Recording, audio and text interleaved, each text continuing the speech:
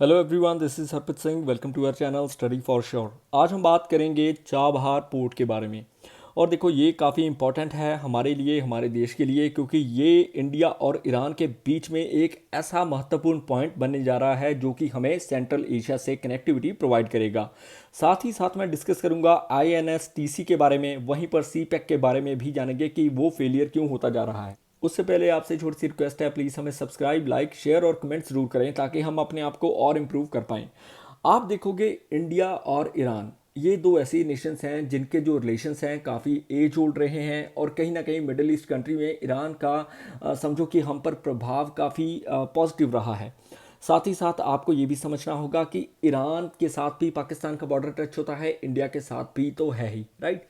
वहीं पर अगर हम बात करें चाबहार की, ये एक ऐसा महत्वपूर्ण पोर्ट है जो कि हमें कनेक्टिविटी प्रोवाइड करेगा सेंट्रल एशियन रीजन की जो कंट्रीज हैं उनके साथ जुड़ने की। यूएस कंसर्न जताए हैं यूएस ने कि India Iran Chabahar port deal के तहत जो भी टेररिज्म है वो ईरान के थ्रू हो रहा है मिडिल ईस्ट कंट्रीज़ में, और अदर प्लेसेस में तो है ही। वहीं पर ये चीज़ें जयशंकर जी भी बोल चुके हैं कि ये जो पोर्ट डील है ये काफ़ी इंपॉर्टेंट है इंडिया के लिए। काफ़ी बार इस चीज़ के बारे में जिक्र भी हुआ है। हिस्टोरिकल पर्सपेक्टिव की अगर मैं बात करूँ तो प्लॉटमी एक ऐसे जोग्राफर, डिस्कवरर या फिर साइंटिस्ट थे जो कि समझो कि एस्ट्रोनॉमी में बिलोंग करते थे। वहीं पर ये बताते हैं कि टेसा के नाम से इस पोर्ट को जाना जाता था। और देखो, सेसेनियन टाइम्स में ये सेसेनियन एम्पायर का, जो कि 7th सेंचुरी क्राइस्ट एरा के दौरान उनकी टेरिटरी काफ़ी आगे तक बिलोंग करती थी। एल बरूनी ने भी इस चीज़ का जिक्र किया है किताबों में। आप देखोगे, एल बरूनी वही शख्स हैं जो कि भारत में भी आए थे, भारत के इतिहास के बारे में काफ़ी चीज़ें इन्होंने लिखी हैं। वहीं पर अल्फोंसो डी अल्बुकर्की, जो कि पोर्चुगीज़ गवर्नर थे, उन्होंने भी अपना जो समझो कि अपनी टेरिटरी थी वो भी यहाँ पर स्थापित की थी। और अभी के लिए ये जो चाबहार पोर्ट है ये ईरान इंडिया के रिलेशंस को और एक स्ट्रेटजिक कॉन्ट्रैक्ट के तहत, 10 साल का जो कॉन्ट्रैक्ट है उसके तहत ये डेवलपमेंट की ओर लेकर जा रहा है। और साथ ही साथ कजाकिस्तान, उज़्बेकिस्तान, किर्गिस्तान हो गया, तजिकिस्तान हो गया, ऐसी जो सेंट्रल एशियन कंट्रीज हैं जो कि काफ़ी इंपॉर्टेंट है और एक स्ट्रेटजिक पॉइंट है हमारे लिए, क्योंकि यहाँ पर कई तरह के मिनरल्स पाए जाते हैं, कई तरह के पदार्थ हैं, यूरेनियम हैं। सो इन चीज़ों के बारे में हम चाहते हैं कि इन देशों के साथ हमारे डील्स बढ़े, हमारे समझौते हों, ताकि हम जो हमारे गुड्स हैं वो वहाँ पर भी बेच सकें या फिर वहाँ से भी कुछ इंपोर्ट करवा सकें। सो डेवलपमेंट जो है वो बहुत ही ज़रूरी है। अगर बात करें ईरान की, तो ईरान से पहले जो रूल था वो था शाह का। बात कर रहा हूँ किंग मोहम्मद रज़ा पहलवी की। इनका जो 1979 ईरान की जो रेवोल्यूशन हुई है उससे पहले ये रूल करते थे। और देखो, इनके कार्यकाल में इनके जो रिलेशन थे वो ब्रिटिशर्स के साथ काफ़ी स्ट्रॉन्ग थे। वेस्टर्नाइजेशन काफ़ी बेहतर ढंग से हो रही थी और इनको प्रो वेस्टर्न भी बोला जाता था। हालांकि इस चीज़ की ईरान में काफ़ी आलोचना भी होती थी, बट उसके बाद जब शाह की रिजीम उतरती है या फिर जब इनमें रिपब्लिक आती है, 1979 की रेवोल्यूशन होती है, उसके बाद अगर आप देखोगे तो काफ़ी चीज़ें, काफ़ी माहौल चेंज हो गए। वहीं पर अभी के लिए दो पोर्ट्स, शाहिद बेहस्ती और शाहिद कलांतरी, ये दो ऐसे पोर्ट हैं जिनके कि अपने समझो कि 5-5 बर्थ हैं। एक बर्थ में समझो कि एक प्रॉपर ढंग से जो कार्गो शिप है उसको डॉक किया जा सकता है, यानी कि उसकी पार्किंग स्पेस जो है प्रॉपर ढंग से बनी हुई है। अभी के लिए शाहिद बेहस्ती से हम जुड़े हुए हैं 2003 से ही, जब इंडिया ईरान ने पहली बार एग्रीमेंट साइन किया था, प्लान किया था फर्दर डेवलप करने का इस पोर्ट को। पोर्ट में इन्वेस्टमेंट भी की है इंडिया की, इंडियन पोर्ट्स ग्लोबल जो कंपनी है ये काफ़ी मशहूर है। इन्होंने ईरान की जो ग्लोबल शिपिंग कंपनी है, मर्चेंट ऑर्गेनाइजेशन है, उनके साथ डील की और million of dollars, near about से $370 मिलियन की हमारी जो डील हुई है। वहीं पर शाहिद कलांतरी पोर्ट जो है वो भी इसका ही हिस्सा है, राइट। और इस पर भी हम काम कर रहे हैं। हम चाहते हैं कि आने वाले समय में हमारे जो शिप्स हैं, जो कार्गो शिप्स हैं, वो इस पोर्ट तक सही सलामत पहुँचें और वाया दिस पोर्ट हम अफगानिस्तान से गुजरते हुए सेंट्रल एशियन रीजन में अपनी जो प्रेजेंस है उसको एक्टिवेट कर पाएँ। स्ट्रेटजिक एडवांटेज हमें इसलिए मिलेगी क्योंकि देखो, पहली बात, ये कराची के पोर्ट से 800 किलोमीटर काफ़ी नज़दीक है अफ़गानिस्तान से, अगर हम जाएं चाबहार की ओर।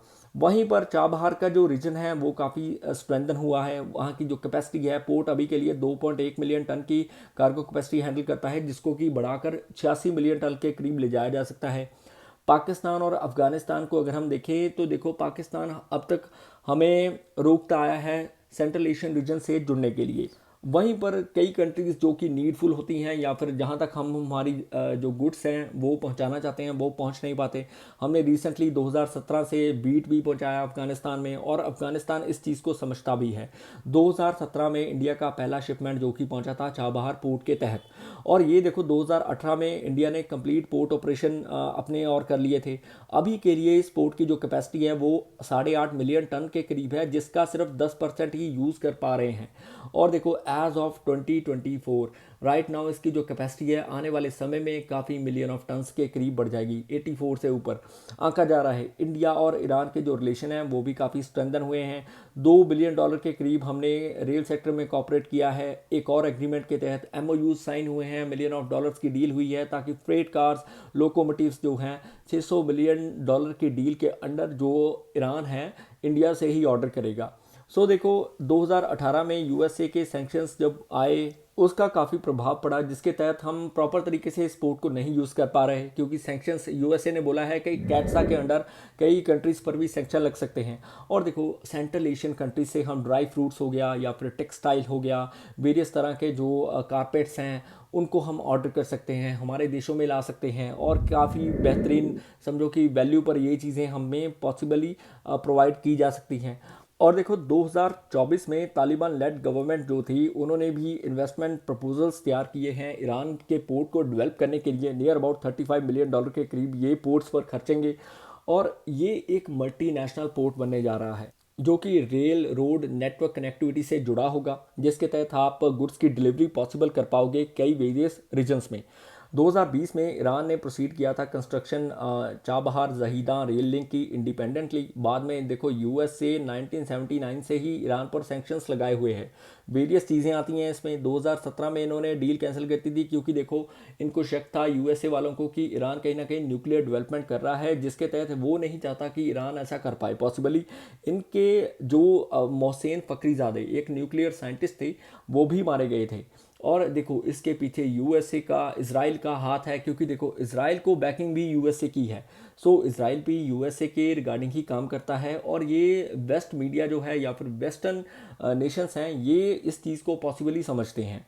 USA ने अनाउंस किया था withdrawal JCPOA joint comprehensive plan of action से, जिसके तहत ईरान न्यूक्लियर डील या फिर ईरान की जो डील है वो खारिज कर दी गई थी 2018 में, क्योंकि इनको डर था कि कहीं ये न्यूक्लियर टेक्नोलॉजी का मिसयूज़ ना कर पाएँ। वहीं पर P5+1 कंट्रीज़ ने इस एग्रीमेंट को खारिज कर दिया। P5 कंट्रीज़ के बारे में आप सभी जानते हो, UN की जो परमानेंट रिप्रेजेंटेटिव्स हैं, राइट, और इंक्लूडिंग वन जो थी वो थी जर्मनी। अभी के लिए USA ने वार्निंग दी है ईरान डील के रिगार्डिंग, और ये भी कहा है कि जो भी कंट्री इनके साथ डील करेगी उनको पोटेंशियल रिस्क झेलना पड़ेगा। ये डेप्यूटी स्पोक्स पर्सन जो वो USA के हैं वेदांत पटेल उन्होंने बोला है। वहीं पर जयशंकर जी ने इसके रिप्लाई में एक चीज़ बोली है कि question of communicating, convincing and getting people to understand that this is actually for everyone's benefit. इनका मानना था कि ये जो पोर्ट की कनेक्टिविटी है ये सिर्फ भारत को ही बेनिफिट नहीं होगा, इससे वेरियस अदर जो नेशंस जुड़े हुए हैं वो भी लाभ उठा सकते हैं, जैसे कि सेंट्रल एशियन रीजन की कंट्रीज और या फिर अफगानिस्तान हो, ईरान हो, राइट। इस चीज़ के बारे में USA को भी समझना होगा, क्योंकि USA देखो कहता है कि काउंटरिंग अमेरिकाज एडवर्सरी जो एक्ट है इनका, जिसको कैट्सा बोलते हैं, जिसका हम भी हिस्सा हैं, और इसके तहत कोई भी कंट्री अगर इनके समझो कि जो इनका नॉन अलाई है या फिर जिससे USA की नहीं बनती, या USA ने जिस पर सैंक्शन लगाए हैं उस पर अगर कोई उसके साथ डील करता है तो इन फ्यूचर वो कंट्री को सैंक्शंस झेलने भी पड़ सकते हैं। इकोनॉमिक सैंक्शंस, कई तरह के अदर सैंक्शंस जो होते हैं, एम्बार्गो, राइट। क्योंकि देखो S-400 की डील के दौरान हमारी जो डील पहले हो चुकी थी कैट्सा से पहले, उसको वेवर मिल गया था USA की तरफ से, बट इन फ्यूचर अभी के लिए USA ने क्लैरिफाई कर दिया है कि USA इस चीज़ में भागीदार नहीं बनेगा। अगर कोई भी ईरान के साथ डील करता है, पोर्ट के साथ डील करता है, तो डेफिनेटली उस पर कुछ ना कुछ एम्बार्गो लगाएगा। राइट नाउ INSTC ये एक ऐसा रूट है जिसको international north south transport corridor के तहत बोला जाता है, और ये 30% काफ़ी वायबल रहने वाला है, जो कि इंडिया को रशिया के साथ कनेक्टिविटी प्रोवाइड करेगा थ्रू चाबहार पोर्ट। इसीलिए इसको बोलते हैं multi node road rail and sea route. अभी के लिए रशिया, इंडिया, ईरान ये फाउंडिंग मेंबर स्टेट्स हैं INSTC के, और 2002 में इन्होंने एग्रीमेंट साइन किया था जिसके तहत 7200 किलोमीटर लॉन्ग ये मल्टी मॉडल नेटवर्क जो है शिप रेल रोड रूट इसको डेवलप किया जा रहा है। और ये India, Iran, Azerbaijan, Russia, central Asia, Europe के साथ कनेक्टिविटी, फ्रेट मूवमेंट इसको पॉसिबल कर पाएगा। 13 मेंबर स्टेट्स अभी इसका हिस्सा हैं, मैंने लिख दी हैं, आप नोट कर सकते हो। वहीं पर चाबहार और आईएमएक का भी आपको पता होगा, India middle east economic Europe, जो यूरोप इकोनॉमिक कॉरिडोर है, राइट। ये अभी प्रोजेक्ट ब्लीक लग रहा है। द रीज़न बीइंग, देखो अभी के लिए जो इसराइल है वो भी वॉर में इन्वॉल्व है और कहीं ना कहीं जो रेड सी वाला रीजन है वो इनसिक्योर है। और वहीं पर अगर आईएनएसटीसी की बात करें तो यूएसए ने जैसा कि सैंक्शंस लगाए हुए हैं, या फिर यूक्रेन का इशू है रशिया की तरफ, वो भी अभी धुंधला दिखाई देता है। और देखो बट इन फ्यूचर अगर हम इन चीज़ों को समझें कि ईरान, आर्मेनिया, जॉर्जिया ब्लैक सी रूट के तहत एक दूसरे के साथ कनेक्टिविटी कर सकते हैं, या फिर यूरोपियन कंट्रीज़ जो हैं थ्रू रशिया या फिर आईएनएसटीसी के तहत हम तक पहुंच सकती हैं इजीली। सो पॉसिबल है कि आने वाले समय में ये जो रूट्स हैं ये एक कंट्री, दो कंट्री को नहीं, नंबर ऑफ कंट्रीज़ के लिए बेनिफिट होंगे। सो इस चीज़ को समझना होगा। Right now Chabahar is very important for us. So हम उसके लिए डेफिनेटली एक पॉजिटिव वे के साथ यूएसए के साथ भी अप्रोच करना होगा, डील्स करनी होगी, ताकि हमें किसी तरह का सैंक्शन ना झेलना पड़े, कोई भी इकोनॉमिक इशू ना झेलना पड़े। ये था आज का आर्टिकल। आई होप आपको पसंद आया होगा। किसी प्रकार की भूल होगी तो मैं क्षमा चाहूँगा। Please like, subscribe, share and comment. May you have a successful day head. जय हिंद।